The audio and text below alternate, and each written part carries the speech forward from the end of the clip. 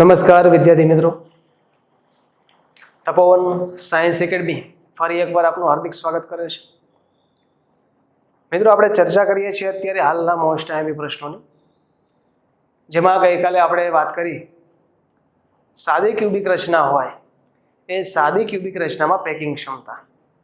ગઈકાલે પણ કીધું હતું 2 માર્ક્સનો પ્રશ્ન છે અગત્યનો, અને પેકિંગ ક્ષમતા વ્યાખ્યા ખાસ ધ્યાનમાં રાખવાની છે કે પરમાણુ દ્વારા કુલ અવકાશના રોકાયેલા કદના ટકાને પેકિંગ ક્ષમતા આપણે કહીશું. પેકિંગ ક્ષમતા એટલે કે ગોઠવણી.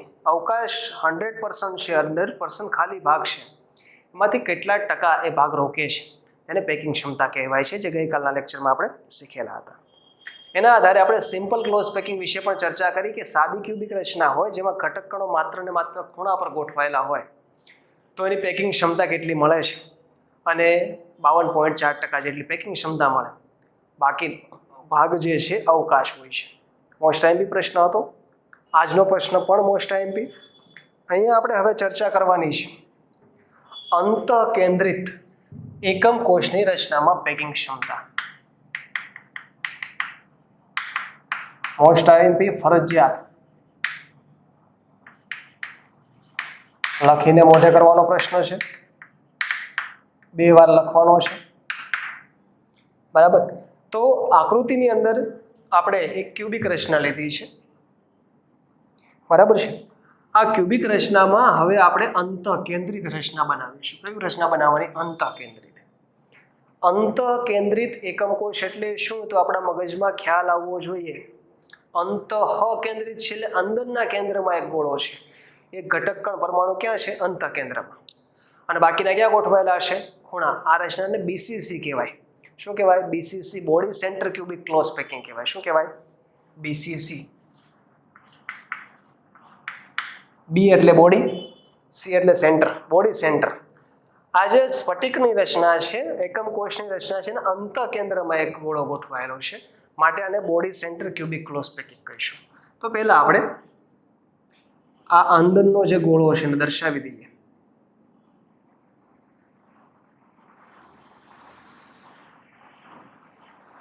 આ બોડી સેન્ટર અંદર રહેલો ઘટક કણ છે.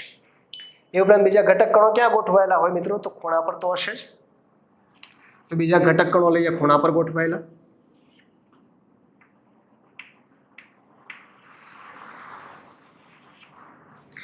ખૂણા પર હશે, દરેક ખૂણા ઉપર ઘટક કણ હોય.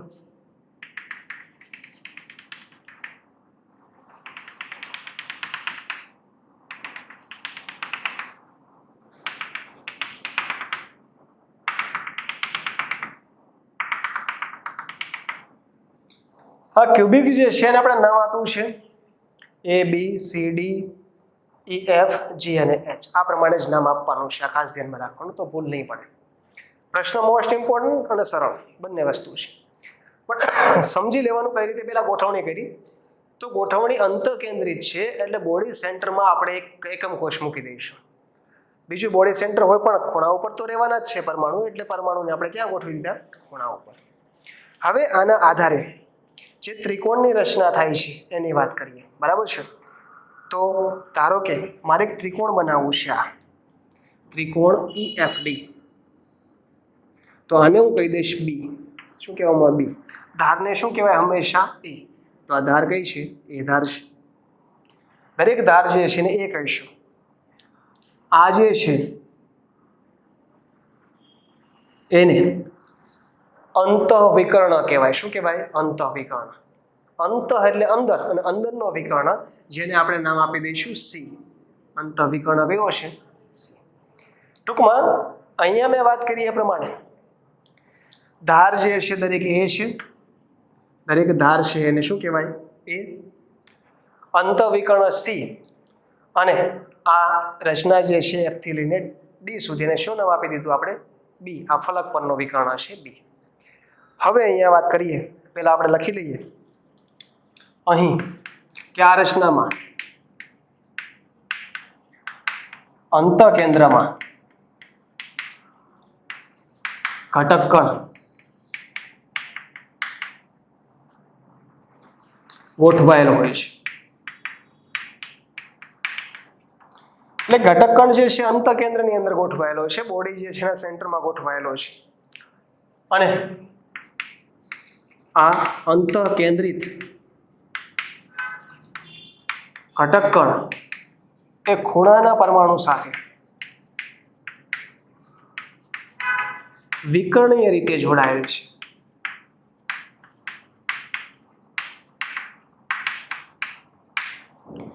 આ વિકર્ણીય રીતે જોડાયેલ છે અને શું નામ આપી દેવાનું? અંતઃવિકર્ણ. અને શું કહેવાશે? અંતઃવિકર્ણ. અંતઃવિકર્ણનું શું નામ છે? તો સી છે. શું છે? સી. જાણ માટે લખી દઉં છું. ધારની લંબાઈને શું કહેવાય? એ કહેવાશે. શું છે? એ. હવે અહીંયા એક ત્રિકોણની રચના થાય. ત્રિકોણ વાત કરીએ EFD.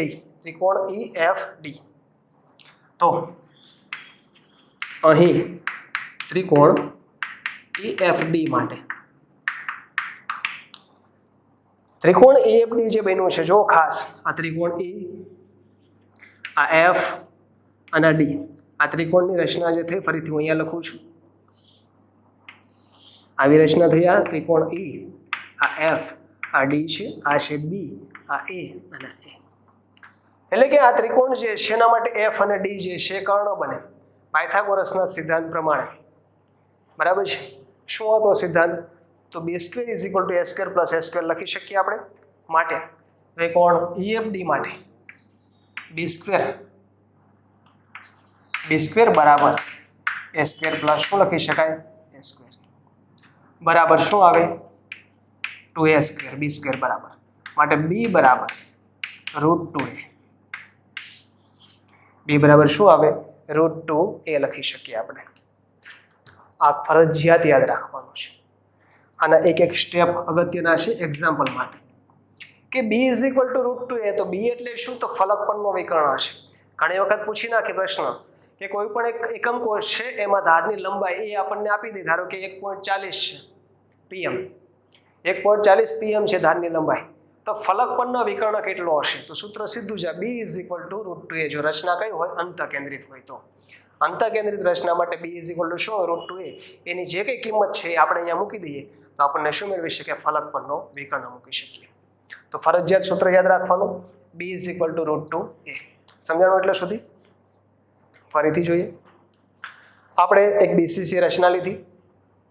આ BCC રચનાની અંદર ઘટકકણ ગોઠવી દીધું કેન્દ્રમાં.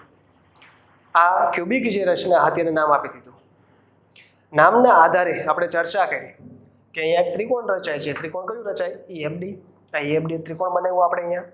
આ EFD ત્રિકોણ જે છે b² બરાબર શું લખી શકાય? a² + a². માટે b = શું લખી શકાય? √2a. એ ઉપરાંત અહીં બીજું પણ એક ત્રિકોણ રચાય છે. જો AFD ત્રિકોણ.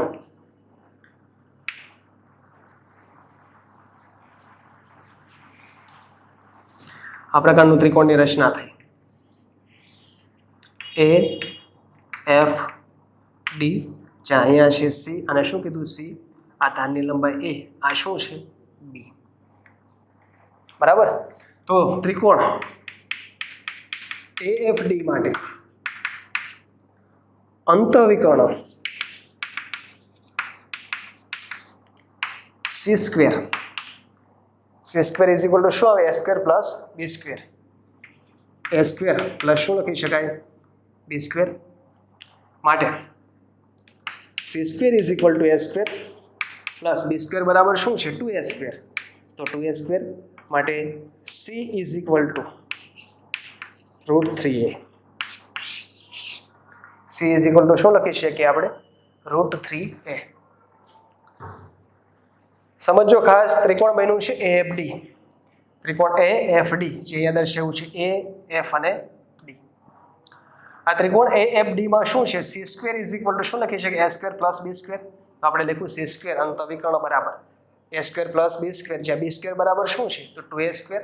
તો લખી દીધી એની કિંમત 2a². માટે c બરાબર શું આવે? √3a લખી શકીએ. આ c ની કિંમત મળે ગઈ છે. પરંતુ હવે c બરાબર શું એ ખાસ સમજવાનું છે. c = 4r થાય છે. કઈ રીતે? તો એક ગોળાની ત્રિજ્યા r, આ બીજો ગોળો છે એની ત્રિજ્યા આર, આ ત્રિજ્યાને શું કહીશું આર, અને આ ત્રિજ્યાને આર. માટે સી ઇઝ ઇક્વલ ટુ તો 4r છે અહીંયા. માટે લખી શકીએ અહીં અંતઃવિકર્ણ C is equal to 4r હોવાથી, શું છે 4r હોવાથી ખાસ ધ્યાનમાં રાખવાનું સી બરાબર તો 4r છે, કિંમત મૂકી દઈએ. સી ઇઝ ઇક્વલ ટુ √3 એમાં કિંમત મૂકતા સી ઇઝ ઇક્વલ ટુ શું આવે 4r is equal two √3a. માટે r is equal two √3/4a લખી શકાય. r ઇઝ ઇક્વલ ટુ શું લખી શકાય √3/4. અને એને કરતા બનાવવું તો 4/√3r લખી શકાય. શું લખી શકાય 4/√3r. આ સૂત્ર આપણા માટે અગત્યનું. પ્રશ્ન પૂછી નાખે કે બીસીસી રચના હોય મિત્રો, એ બીસીસી રચનામાં આપણે ત્રિજ્યા આપેલી છે તો ધારની લંબાઈ કેટલી? તો ત્રિજ્યા આપણી પાસે હોય તો ધારની લંબાઈને તો શું કહેવાય એ કહેવાય ને.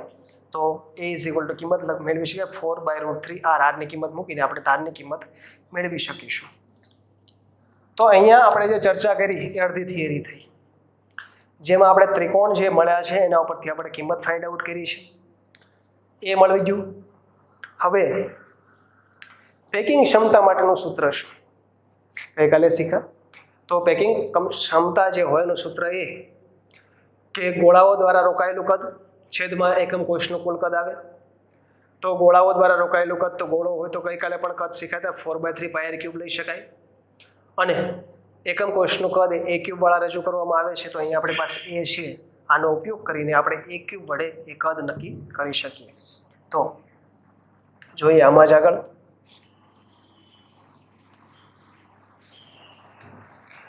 હવે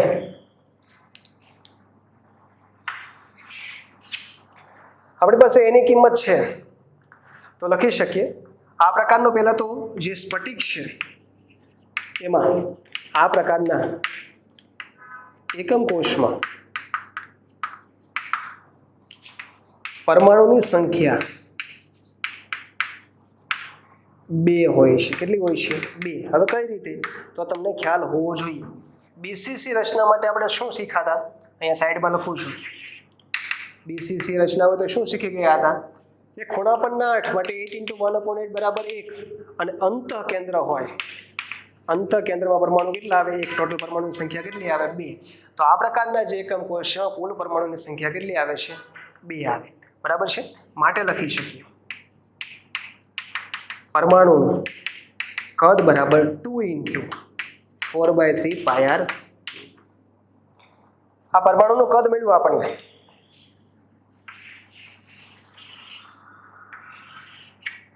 પરમાણુનું કદ બરાબર શું આવે 2 × 4/3πr³. કારણ કે એક ગોળો હોય તેનું કદ 4/3πr³. અહીંયા ગોળાની સંખ્યા કેટલી છે 2. માટે 2 × 4/3πr³ લખી શકાય. બીજી ચર્ચાની વાત કરીએ તો હજુ આપણે જરૂર કોની છે એકમ કોષના કદની. તો લખી શકીએ એકમ કોષનું કદ a³ બરાબર લંબાઈ ગુણ્યા પહોળાઈ ગુણ્યા ઊંચાઈ ગઈકાલે શીખા. તો એ છે આપણી પાસે 4/√3r હોલ ક્યુબ લખી શકાય. 4/√3r hall cube. આ પ્રમાણે મિત્રો આપણે શું મેળવી શકીએ એકમ કોષનું કદ. હવે એકમ કોષનું કદ આપણી પાસે છે, પરમાણુનું કદ છે, તો સૂત્ર લખી નાખીએ પેકિંગ ક્ષમતા. પેકિંગ ક્ષમતા બરાબર સૂત્ર જે છે ઉપયોગમાં લઈ શકીએ આપણે એકમ કોષના 2 ગોળાઓ વડે રોકાયેલું કદ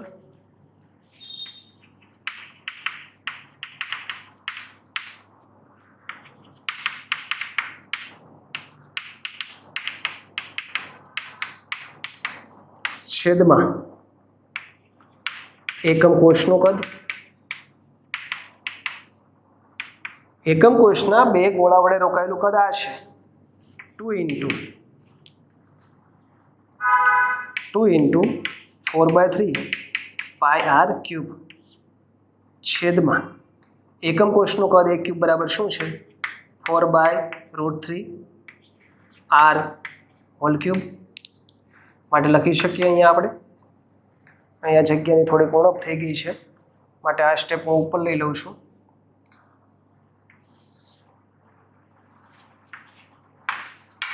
પેકિંગ ક્ષમતા જે છે એની કિંમત મૂકેલું છે એ સ્ટેપ આપણે લઈ લઈએ ઉપર. તો 2 × 4/3 પાયર ક્યુબ છેદમાં 4/√3 આર ક્યુબ લખી શકાય.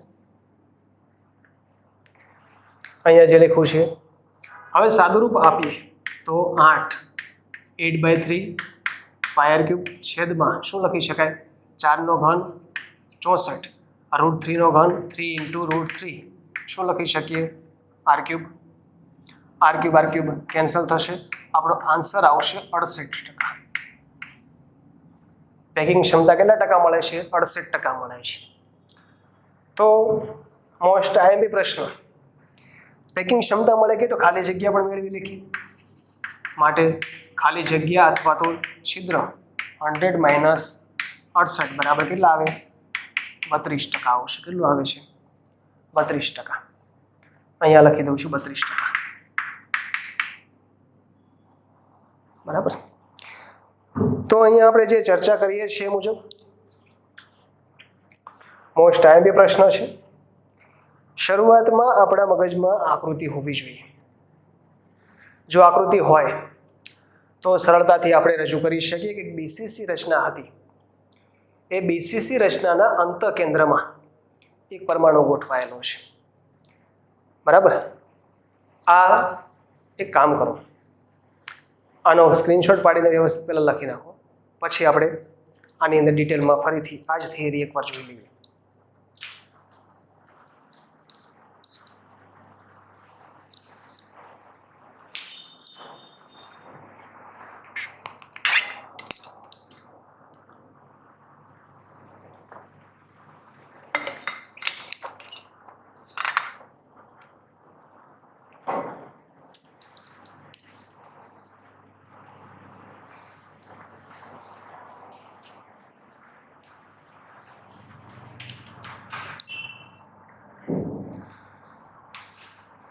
તો ચર્ચા કરીએ છીએ એ મુજબ બીસીસી રચનાનો આ ગોળો ગોઠવેલો છે અંત કેન્દ્રમાં.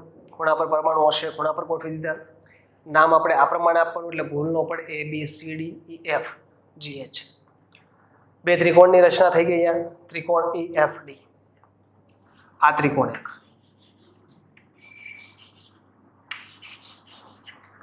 આ ત્રિકોણને શું નામ આપી દીધું ત્રિકોણ EFD. EFD બરાબર શું છે B² = A² + A². લખી દીધું.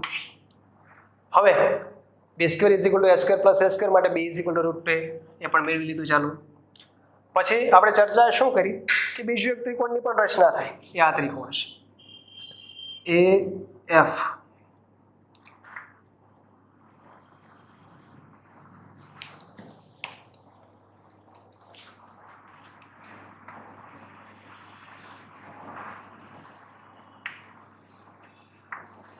ત્રિકોણ AF અને D.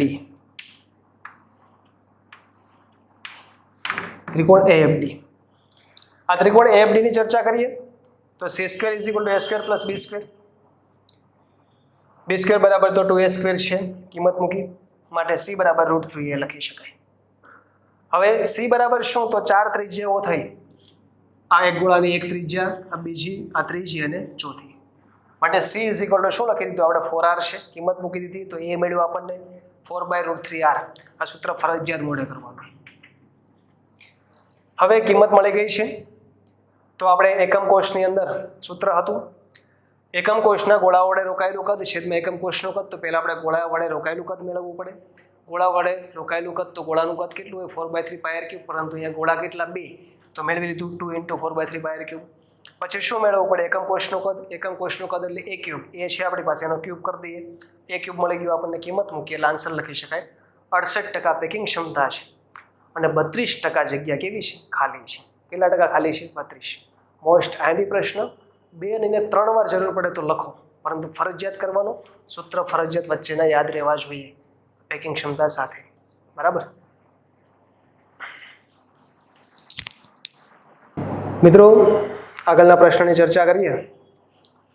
પ્રશ્ન છે હેક્ઝાગોનલ ક્લોઝ પેકિંગ એટલે કે HCP અને ક્યુબિક ક્લોઝ પેકિંગ એટલે કે CCP ની અંદર પેકિંગ ક્ષમતાની ગણતરી કરો. તો હેક્ઝાગોનલ અને CCP આ બંને રચનાની અંદર ક્લોઝ પેક રચનાના પર્સન્ટેજ જે છે એ સમાન પ્રમાણે મળી આવે છે. એટલે આપણે એ પ્રમાણે ધ્યાનમાં રાખીને કેલ્ક્યુલેશન દર્શાવીશું. તો અહીંયા આકૃતિમાં દર્શાવીએ છીએ એ પ્રમાણે રચના છે, એક ક્યુબ લીધેલો છે, એકમ કોષ છે.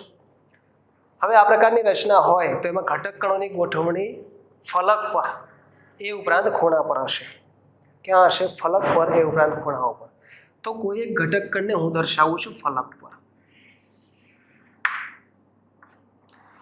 આ ફલક પરનો ઘટક કણ દર્શાવેલો છે. બીજા ક્યાં ગોઠવાયેલા હોય? ખૂણા પર. તો આ ઘટક કણો દર્શાવેલા છે આપણે ખૂણા પરના, અને આ પ્રકારની રચના થશે. બાકીના અન્ય ખૂણા પર પણ ગોઠવાયેલા ઘટક કણો જોવા મળે છે. પણ આપણે વધારાના જે ઘટક કણો છે એને હાલમાં ધ્યાનમાં લેતા નથી, કારણ કે આપણે જેની જરૂર રહેતી નથી. તો અહીંયા ચર્ચા કરીએ છીએ એ પ્રમાણે એક ક્યુબ છે, એકમ કોષ છે. એકમ કોષની અંદર ઘટક કણો ખૂણાઓ ઉપરાંત ફલક પર ગોઠવાયેલા છે. અને અહીંયા ધારની લંબાઈ જે છે એ છે. ધારની લંબાઈ કઈ લેવાય છે? એ કોઈ પણ ધાર લઈ લે. આધાર હોય, આધાર હશે, આધાર હોય કે આધાર. દરેક ધારને શું કહેવાય? એ. આ અંતઃવિકર્ણ કહેવાશે. આ વિકર્ણ છે. અને વિકર્ણને શું નામ આપવાનું છે? આપણે બી આપવાનું છે. શું આપવાનું છે? બી. બરાબર છે. તો એ ફલક પરનો વિકર્ણ જે છે બી છે, અને ત્રિકોણ જે છે એની રચના થાય છે. તો એના માટે થોડુંક લખી લઈએ પહેલા. અહીં HCP અને CCP રચનામાં સમાન પ્રકારે પેકિંગ ક્ષમતા જોવા મળે છે. બીજી એક વસ્તુ ખાસ કહેવાની રહી ગઈ છે, કારણ કે આગળની થિયરી આપણે જે ભણ્યા પેકિંગ ક્ષમતાના સૂત્રમાં ઇન્ટુ 100 કરવાના બાકી રહી ગયા છે. પેકિંગ ક્ષમતાનું જે સૂત્ર લખવું આપણે ઇન્ટુ શું કરવું આપણે 100, જે અહીંયા લખવામાં બાકી રહી ગયેલા છે, માટે ખાસ ધ્યાનમાં રાખીને સુધારી નાખવાનું છે. બીજું પેમ્પલેટની અંદર એમાં એક ભૂલ છે, જેમાં ભૂલ જે છે એમાં 2√2r³ લખેલો છે, એવું એક સ્ટેપ છે. તો એ ભૂલ પણ સુધારી નાખવાની છે. આગળ જે થિયરી ભણાવી એ પ્રમાણે લખવાનું છે. અહીંયા વાત કરીએ નવી થિયરીમાં. તો હેક્ઝાગોનલ જે CCP અથવા તો HCP રચના જે છે એની પેકિંગ ક્ષમતા લગભગ સમાન જેવી જોવા મળે છે. આપણે આથી આનું ઉદાહરણ તરીકે લઈએ છીએ. અને આકૃતિમાં દર્શાવ્યા પ્રમાણે, શેમાં દર્શાવ્યું છે? આકૃતિમાં દર્શાવ્યા પ્રમાણે ધારની લંબાઈ કેટલી લીધી છે? આપણે એ લીધી છે. એ રીતે ફલક પરનો વિકર્ણ કહીશું. ફલક પરના વિકર્ણને ડી તરીકે ઓળખવામાં આવે છે. ધારની લંબાઈ એ છે, ફલક પરનો વિકર્ણ લીધો આપણે, શું કીધું એને? બી. અહીંયા એક ત્રિકોણની રચના થાય છે. જુઓ, આ એ, આ બી અને સી, આ ત્રિકોણ છે. એ બી અને સી ત્રિકોણ ABCમાં આ બી છે, આ ધાર કઈ છે? એ અને એ. માટે ત્રિકોણ ABC માટે લખી શકીએ. ત્રિકોણ ABC માટે વિકર્ણ બરાબર શું આવે? તો AC² બરાબર AB² વત્તા શું આવે? BC² પાયથાગોરસના સિદ્ધાંત અનુસાર AB² પ્લસ BC². AB અને BC શું છે? તો AB બરાબર A માટે A². BC બરાબર પણ શું છે? B અને C બરાબર પણ શું છે? A છે. તો A² માટે આ તો શું છે? C છે ને, B નામ આપ્યું છે તો B² માટે B² = 2A². માટે B = √2A. આ બે મળી ગયું. B = √2A. ફરીથી કહું છું, ત્રિકોણની રચના થઈ. ત્રિકોણ છે A, B અને C. અહીંયા A, B અને C. આ ત્રિકોણની અંદર AC² = AB² પ્લસ BC² લખી શકાય પાયથાગોરસ અનુસાર. AC² બરાબર તો B² છે, માટે B² = A² પ્લસ A², જે આપણે અહીંયા દર્શાવ્યું છે. માટે B બરાબર શું લખી શકાય? √2A. પરંતુ B બરાબર શું છે? તો જુઓ ખાસ, B બરાબર આ એક ગોળાની ત્રિજ્યા R, આ બીજા ગોળાની ત્રિજ્યા આર, આર અને આર. માટે અહીંયા આગળ જે હતું એ જ પ્રમાણે શું છે, b = 4r છે, લખી શકાય. અહીં b = 4r હોવાથી b = 4r છે તો કિંમત મૂકી શકાય ને અહીંયા આપણે. માટે 4r = √2a. 4r = શું લખી શકીએ આપણે, √2a લખી શકીએ. એને હું કરતા બનાવી દઉં તો 4r / √2 બરાબર છે. માટે a = 2√2r લખી શકાય. શું લખી શકાય, 2√2r. આ ખાસ બાબત એક ધ્યાનમાં રાખવાની છે. a = 2√2r. 2√2r કઈ રીતે આવે, તો આ 4 જે છે એનું સાદું રૂપ અહીંયા આપીને સમજાવું છું. √2 લખી શકીએ આપણે, 4 √2 × √2 તો r અપોન શું છે, √2 કેન્સલ થશે. આ √2 × √2 = 2, 2√2 અને શું છે, r. આ રીતે આપણે દર્શાવી શકીએ. માટે a બરાબર ધારની લંબાઈ મળે ગઈ 2√2r. અને આ ફરજિયાત યાદ રાખવાનું, બરાબર છે, કારણ કે આ એક્ઝામ્પલ માટે અગત્યનું છે. આપણને કોઈ પણ રચના આપે રકમમાં, HCP રચના છે, આપણી પાસે ધારની લંબાઈ આપણને આપેલી હોય, ધારો કે 140 pm છે, તો ત્રિજ્યા મેળવો તો ડાયરેક્ટ આ સૂત્રમાં કિંમત મૂકીને r ને કરતા બનાવીને મેળવી શકાય. ઘણીવાર ત્રિજ્યા આપેલી હોય તો ધારની લંબાઈ મેળવવા માટેનું સૂત્ર અગત્યનું. હવે r એ આપણી પાસે આવી ગયું છે. હવે હું અહીંયા લખું છું પેકિંગ ક્ષમતાનું સૂત્ર. બરાબર, પેકિંગ ક્ષમતા બરાબર શું, તો એકમ કોષમાં ગોળાઓ વડે રોકાયેલું કદ, એટલે ગોળા વડે રોકાયેલ કદ છેદમાં શું આવે, એકમ કોષનું કદ × 100. બરાબર છે. આપણું સૂત્ર છે પેકિંગ ક્ષમતા બરાબર ગોળા વડે રોકાયેલું કદ છેદમાં એકમ કોષનું કદ × 100. હવે આપણે પેકિંગ ક્ષમતા મેળવવી છે, તો પેકિંગ ક્ષમતા મેળવવા માટે આપણી પાસે બે વસ્તુ હોવી જોઈએ, એક ગોળા વડે રોકાયેલું કદ અને એકમ કોષનું કદ. બરાબર છે. તો ગોળા વડે રોકાયેલું કદ અને એકમ કોષનું કદ આપણે મેળવી લઈએ. આ a છે, એ ઉપરથી શું મળશે, a³ કરીએ અને એકમ કોષનું કદ તો લખી દઈએ. એકમ કોષનું કદ a³ બરાબર 2√2r હોલ ક્યુબ લખી શકીએ, 2√2r². એક વસ્તુ મળે કે બીજી વસ્તુ શું મળવાની, ગોળા વડે રોકાયેલું કદ તો લખીએ. અહીં આ રચનામાં ઘટક કણ ની સંખ્યા 4 હોય છે. કેટલી છે, ઘટક કણની સંખ્યા 4 કઈ રીતે હોય, તો એ અહીંયા તમને સાઈડમાં સમજાવું છું. ઘટક કણની સંખ્યા 4 કઈ રીતે, FCC પ્રકારની રચનાથી ફલક કેન્દ્ર ઉપર પરમાણુ ગોઠવાયેલા છે, એટલે ખૂણા ઉપરના 8 હોય તો 8 × 1/8 બરાબર 1. ફલક પરના 6 તો 6 × 1 બરાબર કેટલા થશે, 3. આમ કુલ પરમાણુની સંખ્યા કેટલી થાય, 4. તો અહીંયા આ રચનાની અંદર ઘટક કણની સંખ્યા કેટલી હોય છે, 4. અને એક ગોળો હોય તેનું કદ કેટલું હોય, 4/3 πr³. બરાબર છે. માટે લખી શકીએ અહીંયા ગોળા વડે રોકાયેલું કદ 4 × 4/3 શું થશે, πr³. 4 ગોળા અને એક ગોળા વડે રોકાયેલું કદ કેટલું છે, 4/3 πr³. આ બંને આપણે મૂકી દઈએ સૂત્રમાં, તો ગોળા વડે રોકાયેલું કદ 4 × 4/3 πr³ છેદમાં a³ બરાબર 2√2r હોલ ક્યુબ ઇન્ટુ શું આવે 100. તો અહીંયા ખાસ બાબતો ધ્યાનમાં રાખવાની. સાદુરૂપ આપતા જઈએ તો 64/3 πr³ છેદમાં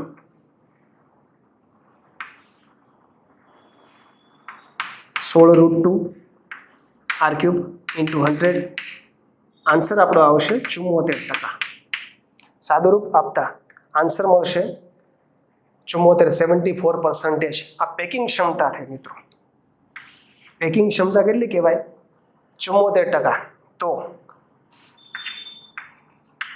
ખાલી જગ્યા અથવા તો છિદ્ર અથવા અવકાશની વાત કરીએ તો કેટલા? તો 100 - 74 બરાબર 26%. તો આ પ્રકારની રચના જે છે એમાં ખાલી જગ્યા અથવા તો છિદ્ર જોવા મળે છે 26% અને પેકિંગ ક્ષમતા હોય છે 74%. મોસ્ટ આઈએમપી પ્રશ્ન અને ફરજિયાત તૈયાર કરવાનો.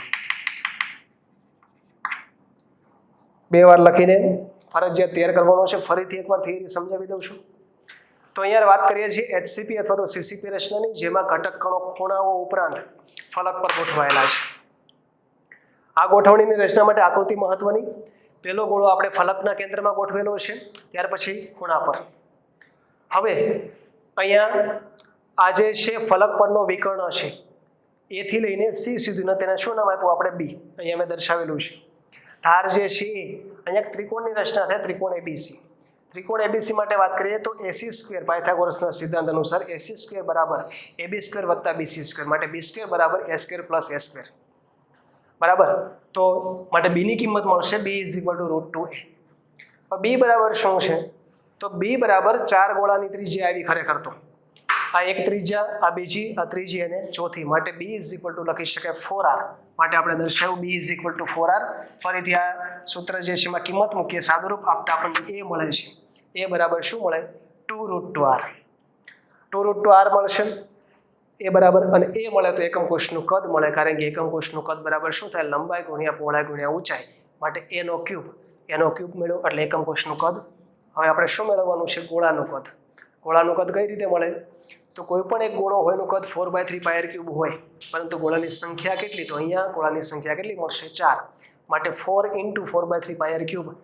સૂત્ર લખવું, સૂત્રમાં કિંમત મૂકીએ, સાદુરૂપ આપતા આન્સર આવશે 74%. માટે આ રચના હોય એની પેકિંગ ક્ષમતા સૌથી વધારે જોવા મળે 74%. અને ખાલી સ્થાન એમાં કેટલું હશે? 74 ને 100 માંથી બાદ કરવાના તો આવશે 26%. ખાલી સ્થાન, છિદ્ર અથવા અવકાશ કેટલા મળશે આપણને? 26% જેટલું મળે છે. આજની બંને થિયરી મોસ્ટ આઈએમપી ફરજિયાત તૈયાર કરવાની છે. જય હિન્દ, જય ભારત.